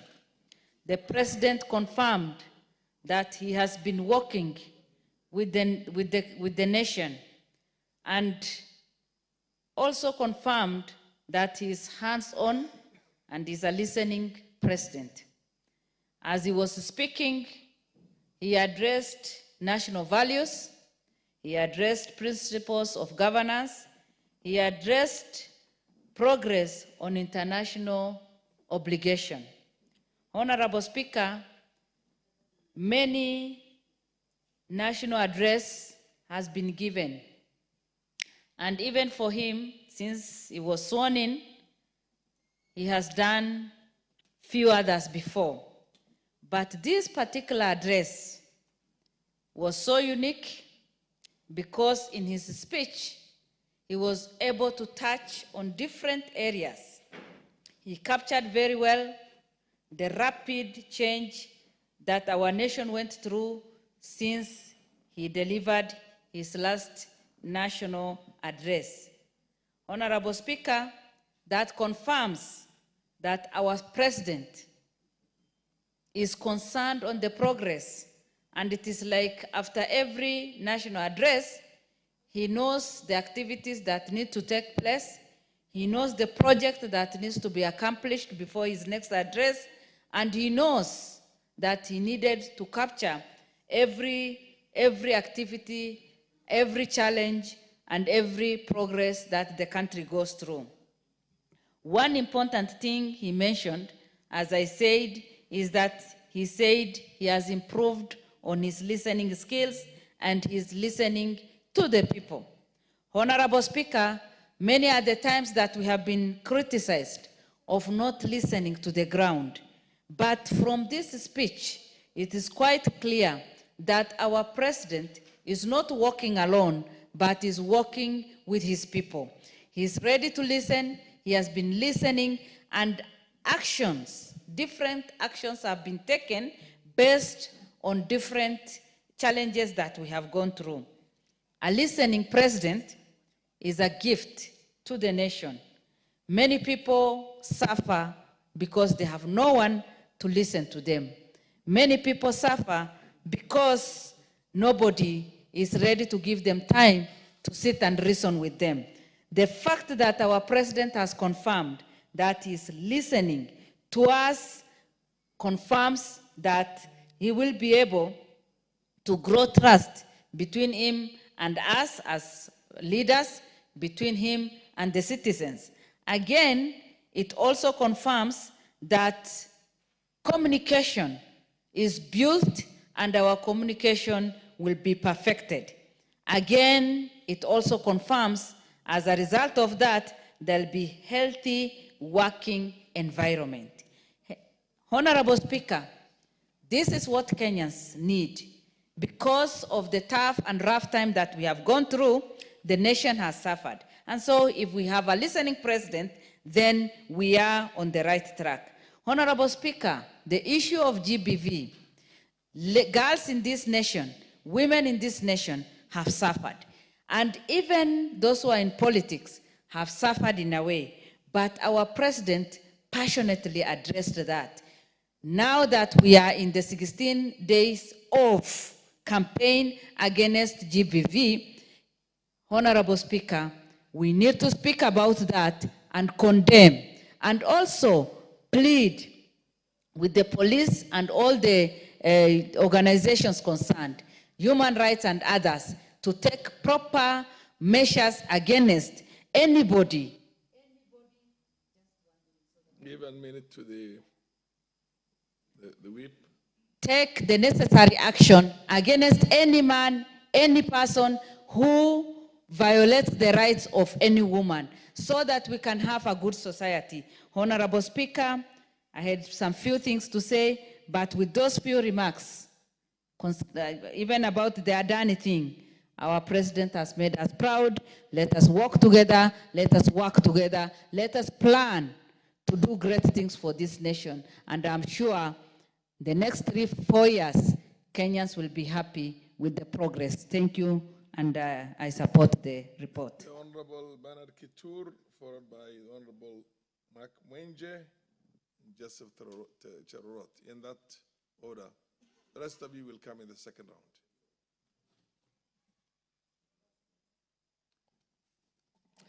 Thank you, Mr. Speaker, for giving me also the opportunity on behalf of the people of Nandi Hills to also give our contribution on the State of the Nation address that was made by the President in accordance to Article 132C, where the President is required every year to lay before the House a report on all measures taken and progress achieved on realization of national values, principles of governance, the international obligations, and of course the state of security. In the onset, Mr. Speaker, the President painted a broad picture of positive outlook of our country on account of right decisions that the Kenya Kwanza government has made, and him being the leader of the same.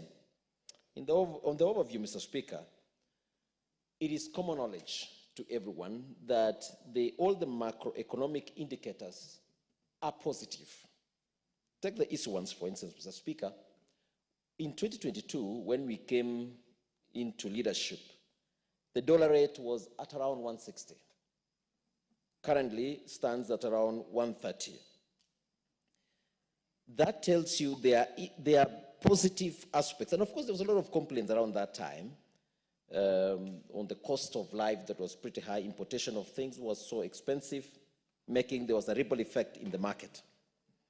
But generally, Mr. Speaker, over time then, we've had and seen, a decrease as well on the inflation rate from 9.6% to 2.7%, largely because of the favorable climatic conditions, equally the right policies, including the fertilizer subsidy that have had a great increase in, for instance, maize production in our country. In 2022, Mr. Speaker, we had about 34 million bags that are being produced. Then 2023, 47 million, and expectations of 2024 standing at 74 million. This means when a society has food, then we are able to have a productive communities. When you look at also all the other indicators, including in the agriculture, Mr. Speaker, talking about sugar, when we noted that sugar industry was on its downtrend, but now we have almost 17 factories up and running, with 4, Mr. Speaker, being refurbished. This has also created, Kenya has always been an importer of sugar, but to realize that we have now exceeded the current demands of 40,000 metric tons. We now have a production of 84,000 metric tons. These are very positive indicators of the right decisions that the president has been able to make in the last few years, and we are now seeing the results. So this also disapproves the naysayers. I think also it's important for me, when I was talking about the macroeconomic indicators, Mr. Speaker, I wanted to mention about the foreign reserves that now stands at 9.5 billion, which in the last 10 years, we've never had an opportunity. We have about 4.5 months reserve cover. This essentially means for the investors, you can be assured that you can be able to get dollars around. This was a challenge that we had when we were actually coming into power. It was a very serious issue as of then. So these are clear indications. When you also talk about the interest rates, I saw even another institution, financial institutions, that have been posting reduction on the interest rates. What does this mean, Mr. Speaker? It means you can be able now to get capital to do your businesses at a cheaper, cheaper capital within the country. Positivities that is worth mentioning and really celebrating on what the president talked about. Maybe to still touch a bit on agriculture, Mr. Speaker, because this is where I come from. I come from a region where now we are beginning to embrace matters like coffee and milk.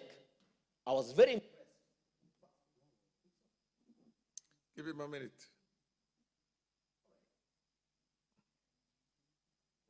Mr. Speaker, thank you very much. I just wanted to mention that several things that were mentioned, whether it's housing programs, Mr. Speaker, it is going to have a positive impact in our country.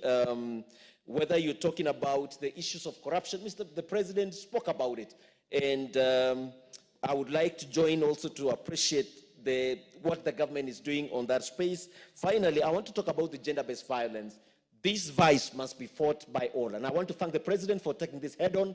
Even this house must take this measure that all women in our country must be protected. Men must be able to protect our women. Generally, Mr. Speaker, we thank the president for the very, leadership, very strong leadership that he's been able to provide, to show as a country, and still pray that all the other things that he mentioned shall be achieved. Thank you, Mr. Speaker.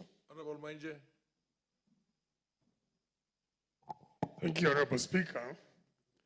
Honorable Speaker, the nation and the people were looking for hope, reassurance, speaking of the economy, speaking about jobs. They want to hear us speaking about growth and address the challenges, Honorable Speaker. Allow me to go straight to some of the issues, Honorable Speaker, that were raised. One was the issue of Adani, which has been a thorn in the flesh in this government to us as honorable members. Honorable Speaker, hearing the president agree to withdraw those contracts was like pulling out a thorn that has pricked you in your foot. It's It's painful, but it's some good pain because, it was relieving. It's what got members of parliament on their feet, Honorable Speaker, because I believe it was an issue that even those who wanted to support felt there was an issue.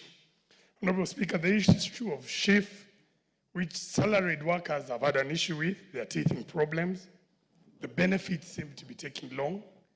Those are the issues that we felt that the president should have gone deep into. The issue of housing, once again, which is salaried workers have had an issue.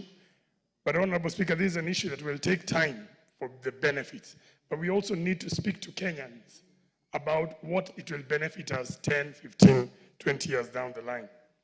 Honorable Speaker, the president spoke about abductions.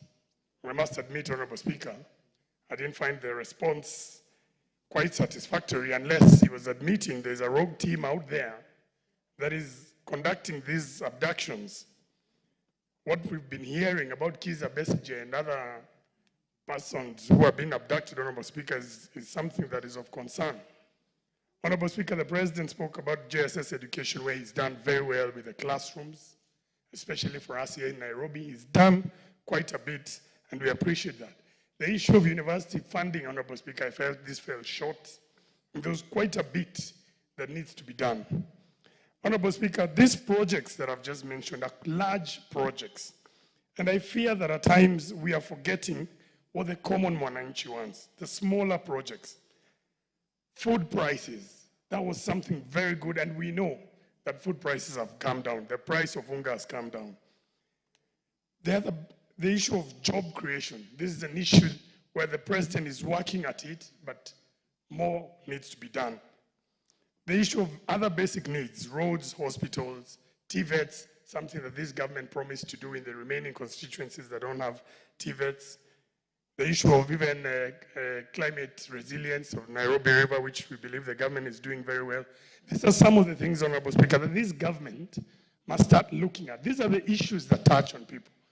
Honorable Speaker, I would have hoped that the president, having met the various members of parliament in various meetings, that he'd first consider now of having a constituency or ward-based budgeting, where we consider, for instance, $1 billion for each constituency. Honorable Speaker, I've just come from public participation where I was listening to members debating on, talking about NGCDF in my constituency. And the projects they were speaking about, some going beyond the NGCDF, I would need about $2 or $3 billion to do all that. Honorable Speaker, if we put some of this money in some of these constituencies, we'll start making real changes down there to the common mwananchi, and it will be a game changer for this country. Honorable Speaker, the issue of corruption. Cases of corruption must end within 6 months. This is something that needs to be done. The ICT hubs, which is a dream child of the president, this is something that they need to come out and equip these studios down there. Honorable Speaker, as I finalize, our job as the National Assembly is oversight. Let this House not be seen as a sycophant of the executive. Let us criticize where we think the government is going wrong, where the government is, when they're doing something right, let us applaud them. And by doing so, we will make the executive stronger. We will help the president achieve the mandate and ensure that we give Kenyans a better Kenya. It is important that this House does not lose its voice going forward. This is something Kenyans have felt, that the House has been captured, and we must ensure going forward this House speaks for the country. Thank you, Honorable Speaker. The Honorable Cherorot. Thank you, Mr. Speaker, for giving me this chance. Honorable Tom Odege in the House. Oh, fair. Proceed. Thank you, Mr. Speaker, for giving me this chance so that I can be able to contribute to the State of the Nation address which was given by His Excellency, the President, Dr. William Samoei Ruto. Mr. Speaker, I've heard so many people saying that it was a wonderful speech, which I also support. And I will say that, Mr. Speaker, this is a reflection of what the President has been doing for the last 2 years. This is just like a report card which we were given. And I want to say that this has happened because our President is so resilient and he has really managed to turn around the economy of this country. This speech, or the speech actually gives hope to all Kenyans and gives us a direction. And that means that our president has a focus and a direction to take this country, Mr. Speaker. Mr. Speaker, our president covered so many areas. And I want to say that there have been so many areas in this country, especially even departments and other areas which has been neglected. But this speech actually gives hope to most of Kenyans who have been actually suffering economically and all that. And I want to say, Mr. Speaker, right now as Kenya, we have a direction to go. On matters as education, Mr. Speaker, the speech actually, or the president touched a lot about education in our country. Of late, we've been actually having challenges with our universities, and our universities were going to collapse, Mr. Speaker. But the president actually, through his wisdom, I can say that our universities are picking up now. The issue of more university, as he mentioned, is because of administration issues, which I know is going to be tackled. Mr. Speaker, the president also mentioned about the school fees for our students, especially those who are in colleges. The 95% which is being paid for vulnerable students from poor families. As we know, Mr. Speaker, education is an equalizer. And that is what the president actually has taken care of, because I know we will be having students from vulnerable families, families who are low economically, and those students, Mr. Speaker, can be able to have a chance of also going to school like any other kid in this country, Mr. Speaker. About the issue of corruption, the president was very clear that, Mr. Speaker, this country, we have to avoid and make sure Kenyans actually are not involved in corruption matters, Mr. Speaker. And this is a clear way and an indication that Kenyans, if we want to grow economically, we have to fight corruption. And it has to start from ourselves, Mr. Speaker. Our president also mentioned about the issue of GBVs, as we've heard, Mr. Speaker. This has been a big problem, the femicide, Mr. Speaker, whereby our women are being killed, and instead, he actually mentioned that boys should not use their masculine to fight women. And this is a very clear indication that the president is a president who cares. This one also, Mr. Speaker, should be also extended.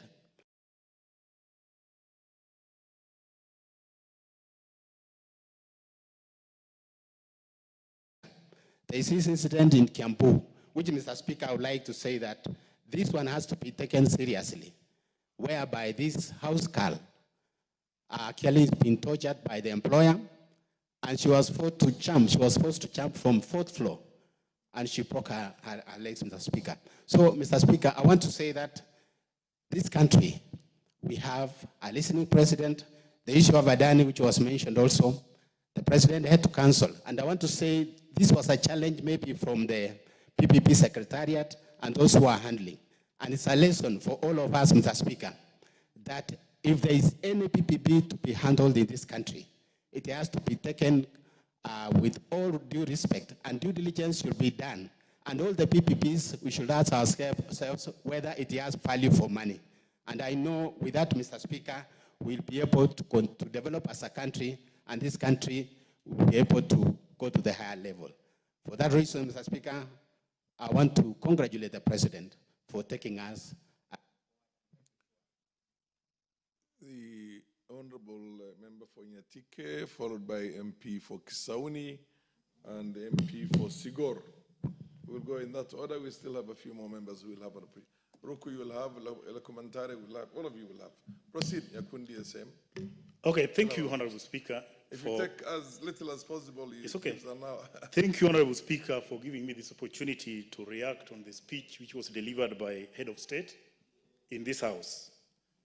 There are a number of positives which I picked from the speech, and notably, number one, for the first time, the President appeared before us here with no political connotation, which was a very clear signal that he is ready to unite the country, is ready to push the country forward, and his priority has wholesomely been zeroed into development and how it can unite the country, which I think was very positive and commendable to all of us. Some of us who have been in the opposition benches have been very keen trying to pick issues so that we can hit on him and the government.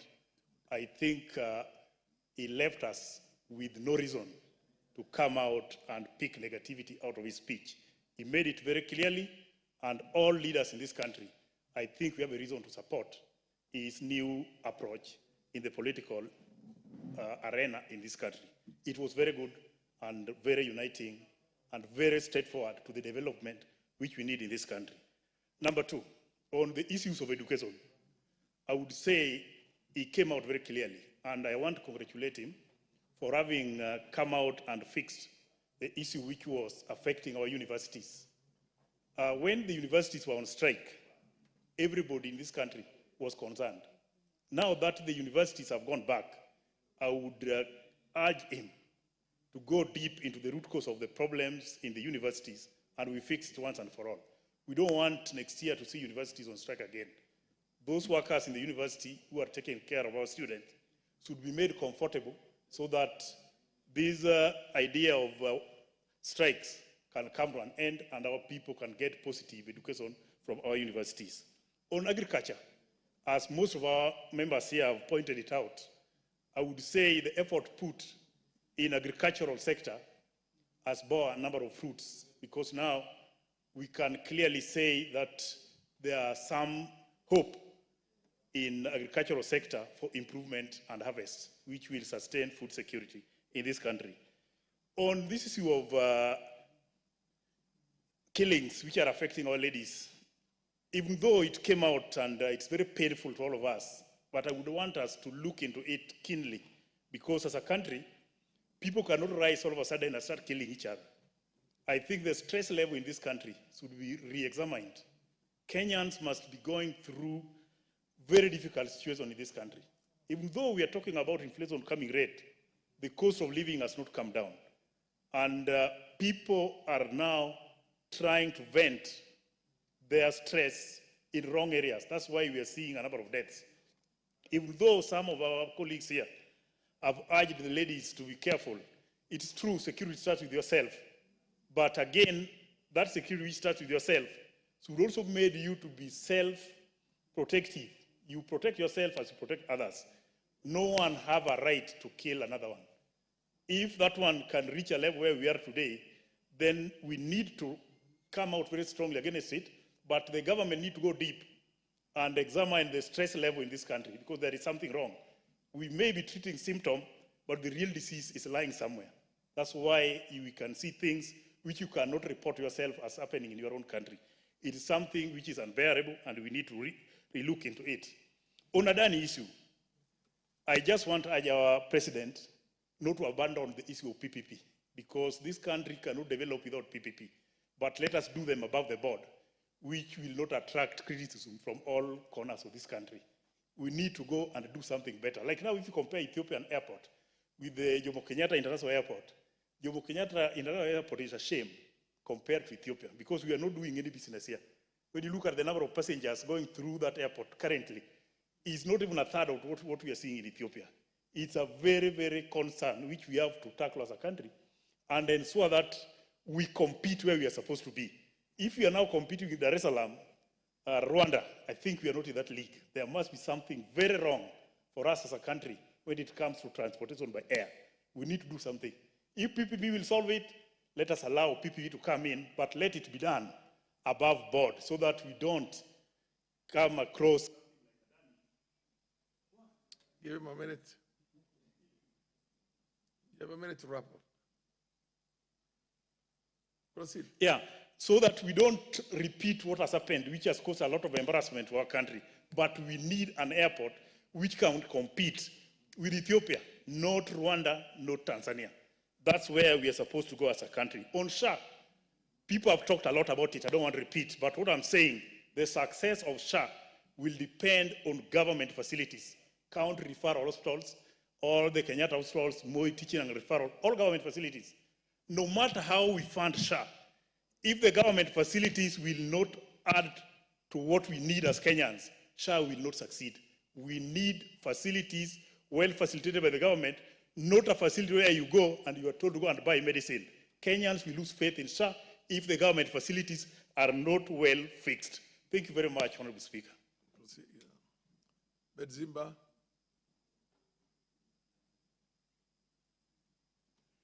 Asante sana Mheshimiwa Spika kunipa fursa na mimi niweze kupenyeza sauti yangu kwa kuichangia hotuba ya Mheshimiwa Rais aliyokuja kuizungumza hapa kwa taifa. Kwanza nizungumzie swala la Adani. Kandarasi ya Adani Mheshimiwa Rais kuivunjilia mbali ama kuifutilia mbali amefurahisha Wakenya wengi kwa sababu ni jambo ambalo lilikuwa limeleta utata mkubwa. Kwa wafanyikazi wote walikuwa na wasiwasi kwamba badala sisi tumeandikwa kulipwa kwa mwezi, sasa tunabadilishwa kuwa na contract, na hali ambayo ni ya utata mkubwa kuona Wakenya wakiona rasilimali yetu